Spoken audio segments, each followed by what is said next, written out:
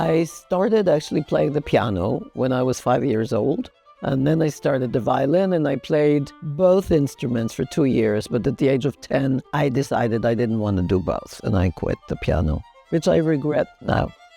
It was a series of coincidences that decided things for me. I was a member of the Israeli Youth Orchestra, and the orchestra was going on a tour of the United States. And if I wanted to go on a tour, it meant that I was going to miss the beginning of the year at university.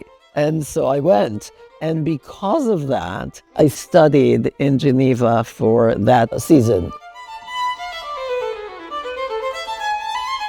What I like most is to interact with young people. I love that. It keeps me young, but it also keeps me aware of how they think, what is important for them.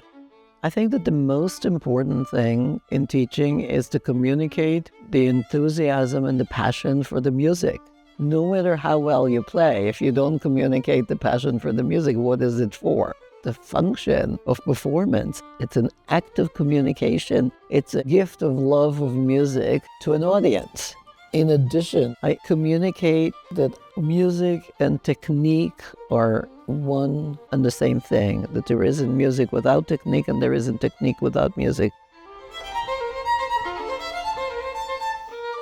I think that the one most important characteristic of a fine musician is to be a good listener.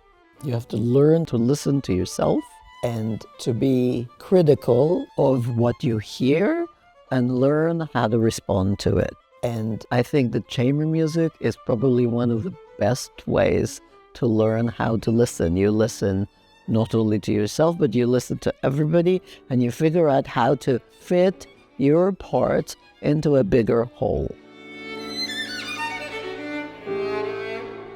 Maybe the question is not, are they as important? The question is, are they as helpful?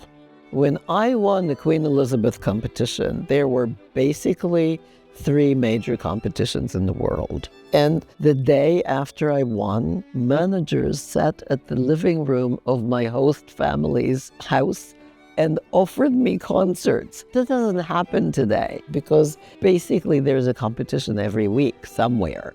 It's not possible to have that many winners. And I think that that's what eroded the competitions. And now there are efforts at offering somehow different kinds of prizes, and I hope they're successful.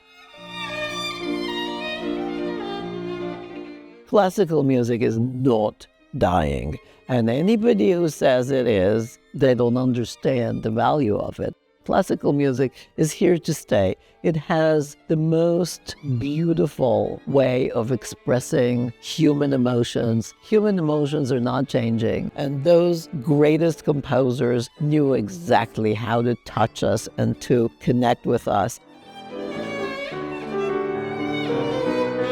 My advice is, if this is your passion, just keep at it. You will figure out some way to do this in a way that will give you satisfaction in life. If you really have something very beautiful and important to say, it's not necessarily a soloist career. There are many other options. And if you really feel that that's your passion, that's what you need to do.